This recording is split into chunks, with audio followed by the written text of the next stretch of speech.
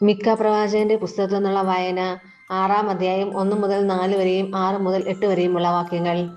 കർത്താവ് പറയുന്ന വാക്ക് കേൾക്കുക. എഴുന്നേറ്റ് പർവ്വതങ്ങളുടെ മുൻപിൽ നിന്റെ ആവലാതികൾ ബോധിപ്പിക്കുക. കുന്നുകൾ നിന്റെ ശബ്ദം കേൾക്കട്ടെ. പർവ്വതങ്ങളെ, ഭൂമിയുടെ ഉറപ്പുള്ള അസ്ഥിവാരങ്ങളെ, കർത്താവിന്റെ ആരോപണങ്ങൾ കേൾക്കുവിൻ. അവിടുന്ന് തന്റെ ജനത്തിനെതിരെ കുറ്റം ആരോപിക്കുന്നു, ഇസ്രായേലിനെതിരെ വാദിക്കുന്നു. എന്റെ ജനമേ, നിങ്ങളോട് ഞാൻ എന്തു ചെയ്തു? എങ്ങനെ ഞാൻ നിങ്ങൾക്ക് ശല്യമായി? ഉത്തരം പറയുവിൻ. ഞാൻ നിങ്ങളെ ഈജിപ്തിൽ നിന്ന് മോചിപ്പിച്ചു, അടിമത്തത്തിന്റെ ഭവനത്തിൽ നിന്ന് നിങ്ങളെ വീണ്ടെടുത്തു.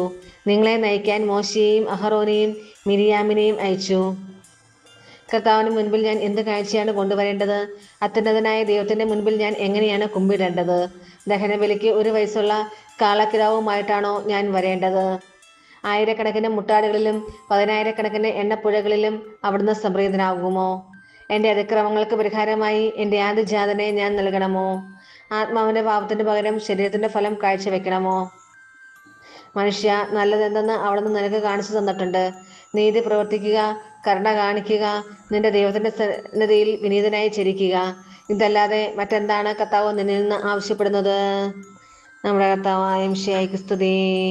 വിശുദ്ധ മത്തായി അറിയിച്ച സുവിശേഷം 12-ാം അധ്യായം 38 മുതൽ 42 വരെയുള്ള വാക്യങ്ങൾ. അപ്പോൾ നിയമജ്ഞരിലും ഫരിസേയരിലും പെട്ട ചിലർ അവനോട് പറഞ്ഞു, ഗുരു, നിന്നിൽ നിന്ന് ഒരടയാളം കാണാൻ ഞങ്ങൾ ആഗ്രഹിക്കുന്നു. അവൻ മറുപടി പറഞ്ഞു, ദുഷിച്ചതും അവിശ്വസ്തവുമായ തലമുറ അടയാളം അന്വേഷിക്കുന്നു. യോന പ്രവാചകന്റെ അടയാളമല്ലാതെ മറ്റൊരടയാളവും അതിന് നൽകപ്പെടുകയില്ല. യോന 3 രാവും 3 പകലും തിമിംഗലത്തിന്റെ ഉദരത്തിൽ കിടന്നതുപോലെ മനുഷ്യപുത്രനും 3 രാവും 3 പകലും ഭൂമിക്കുള്ളിലായിരിക്കും. നിനവേ നിവാസികൾ വിധി ദിവസം ഈ തലമുറയോടൊത്ത് എഴുന്നേറ്റ് ഇതിനെ കുറ്റം വിധിക്കും. എന്തെന്നാൽ യോനയുടെ പ്രസംഗം കേട്ട് അവർ അനുതപിച്ചു.